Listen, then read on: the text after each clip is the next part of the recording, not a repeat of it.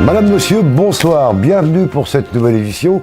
Donc bonne fête à Léa, une bise à ma nièce Léa, que j'embrasse bien fort, et bienvenue à tous.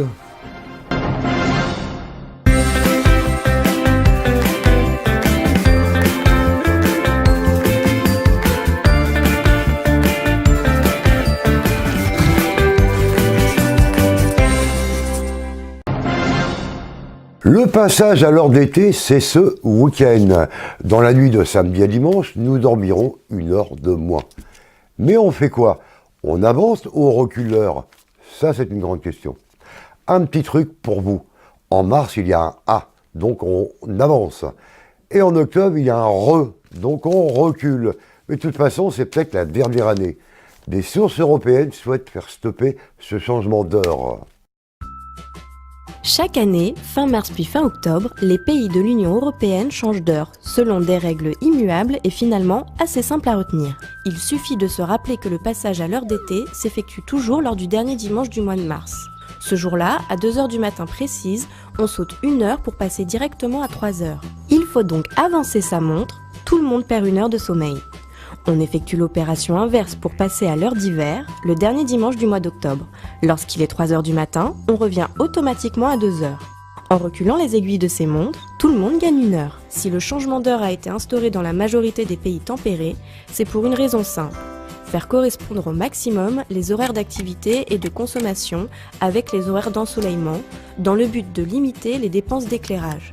Le dégagement de 44 000 tonnes de CO2 serait évité grâce au changement d'heure selon le ministère de l'écologie. La mesure a été introduite en Europe pendant la Première Guerre mondiale, mais elle ne s'est installée qu'à la fin du XXe siècle. En France, c'est en 1975 que le système a été adopté par le gouvernement de Jacques Chirac afin de réduire la consommation d'énergie pendant la crise pétrolière. Le changement d'heure s'impose dans l'ensemble des pays européens au début des années 1980. Une directive du Parlement et du Conseil de l'Union européenne a par la suite harmonisé les dates du passage à l'heure d'été et à l'heure d'hiver pour l'ensemble des pays membres en 1998. Mais l'idée ne date pas d'hier. En 1784, l'homme politique et inventeur américain Benjamin Franklin affirmait qu'en réveillant la population plus tôt en été, on économiserait une quantité importante de bougies. Pour autant, depuis quelques années, le changement d'heure ne fait plus l'unanimité. Les chiffres sur les économies d'énergie réalisées sont contestés. Par ailleurs, d'autres inconvénients sont pointés par les détracteurs de la mesure. Par exemple, le fait que les personnes âgées et les enfants auraient du mal à s'y adapter. Plus insolite, le changement d'heure perturberait aussi le cycle des vaches laitières. Ce jeudi, c'est un jeudi noir en ce mois de mars. C'est un bras de fer qui s'annonce entre les syndicats et le gouvernement. Ils sont tous mobilisés pour la réduction du service public et le pouvoir d'achat. Mais la bataille ne fait que commencer. Enseignants, fonctionnaires, personnel hospitalier, c'est une journée d'action dans plus de 180 000 en France et notamment à Montluçon.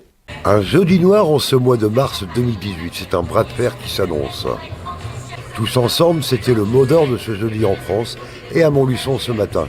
Dans l'après-midi, ce sera à Moulins. Des centaines de personnes se sont rassemblées ce matin devant la sous-préfecture de l'Allier afin de dénoncer la baisse du pouvoir d'achat et de réduction des services publics. Un appel de plusieurs organisations syndicales, il y a aussi Solidaire, il y a la FSU, nous-mêmes et Force ouvrière, localement, mais j'ai cru comprendre qu'il y avait même des militants de l'UNSA qui étaient présents aussi aujourd'hui, donc moi je fais toujours la différence entre les militants et puis les décisions qui sont prises là-haut, donc je me félicite de cette journée de mobilisation. Enseignants, fonctionnaires, personnel hospitalier, c'était une valeur de test dans plus de 180 villes en France. La SNCF n'est pas la fonction publique, mais c'est un service public des transports. Il y a aussi les agents d'EDF, c'est notre service public de l'énergie, les postiers qui tiennent à garder aussi leur mission de service public, et évidemment tous les fonctionnaires des 3 versants, c'est-à-dire fonction publique d'État, hospitalière et la territoriale. Ce sont des militants très remontés qui promettent d'autres actions. Écoutez, je peux vous annoncer en avant-première qu'il va y avoir une grande journée d'action interprofessionnelle le 19 avril. Donc on ne sait pas encore les modalités d'action, mais il y a une journée qui est prévue parce que bien sûr la question se pose aujourd'hui, mais après, et on a bien l'intention de faire barrage aux différents projets du gouvernement Philippe et du président Macron. C'est un bras de fer qui s'annonce ce 22 mars et qui devrait durer pendant plus de 3 mois. C'est un peu aussi le but de cette journée journée, c'est-à-dire qu'on a prévu aussi des tracts en direction des usagers, parce que nous sommes tous des usagers des services publics, hein. C'est l'éducation, la santé, le transport, se chauffer, ramasser ses poubelles, c'est notre quotidien, c'est ce qui construit notre quotidien. Mais je crois savoir que notre mouvement aujourd'hui a un accueil assez favorable de la population, malgré ce que certains peuvent en dire. Il y a grève aujourd'hui de tous les travailleurs, je dirais, hein, plus que les retraités. C'est pas que les retraités aujourd'hui, mais parce que avec les nouvelles dispositions gouvernementales, les retraités vont être lourdement taxés, comme le dit ma petite pancarte, hein, par exemple. Donc ça c'est clair. Et donc on essaye de pas se laisser faire, quoi.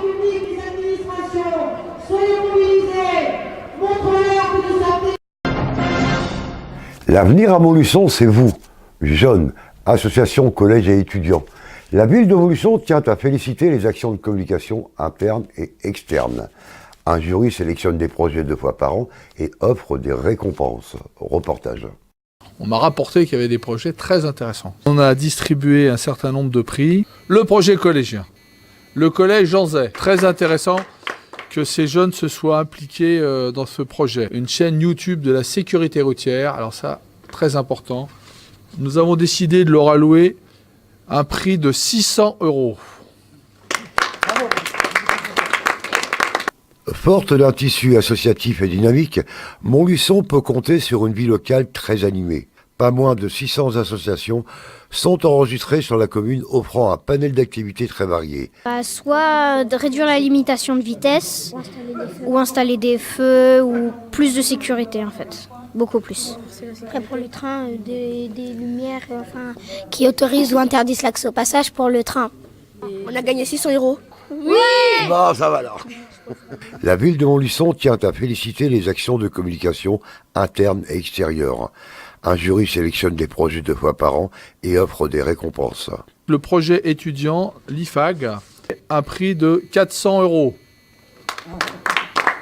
Projet associatif. Donc là, on a décidé de faire deux récompenses.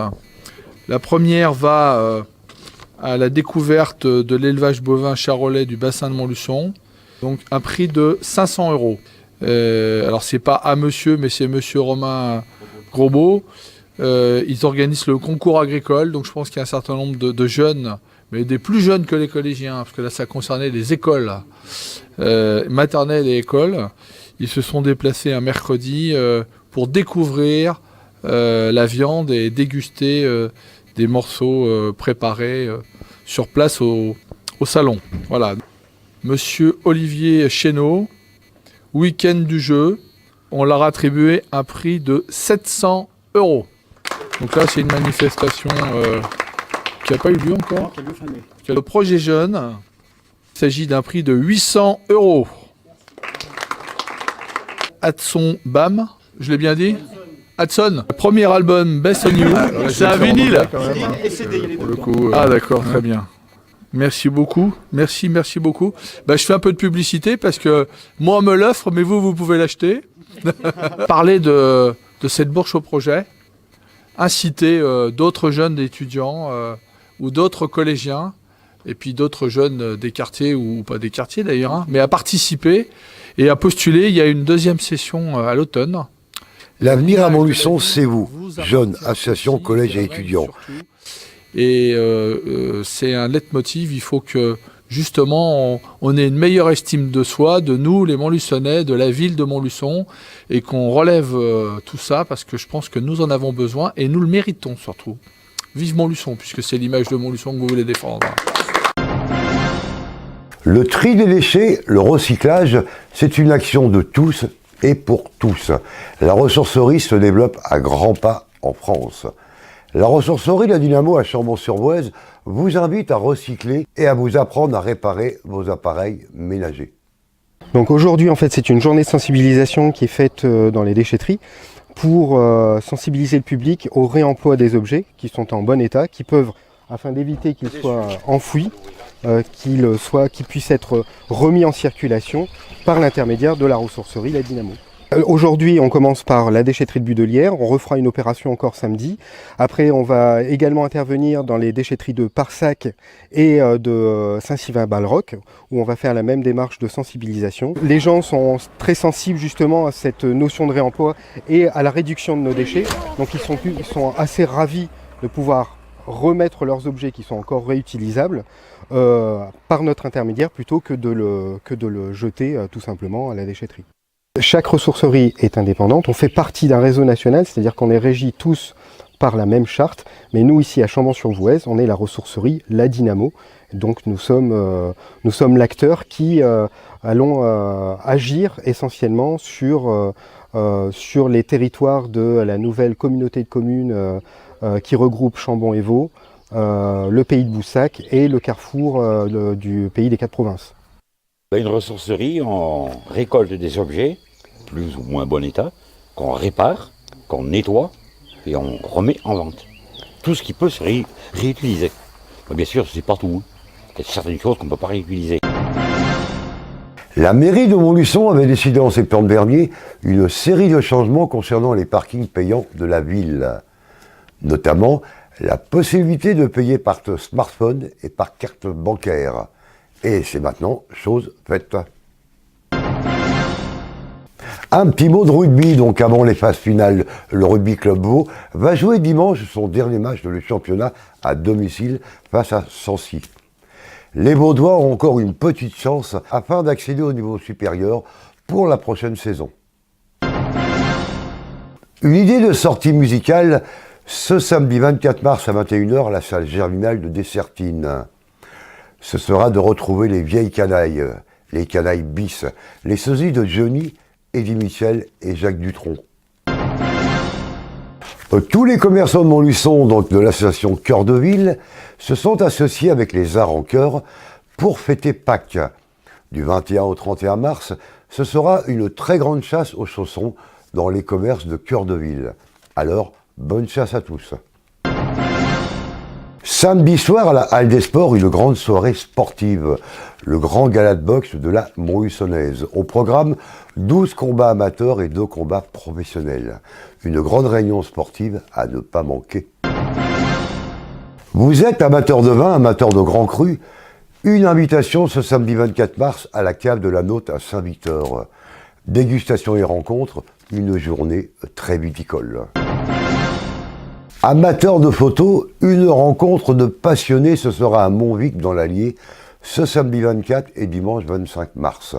Des expos, des ateliers, de l'initiation et un concours de photographie. Donc plus de 150 photographes exposés. Le rendez-vous vous est donné. Merci de votre attention. Donc nous vous donnons rendez-vous donc le lundi 26 mars à 19h. Et vous pouvez retrouver tous vos reportages dès demain sur les pages Facebook ici à Info TV et Info Crozalier. Et n'hésitez pas à les liker. Et puis avec ça, portez-vous bien.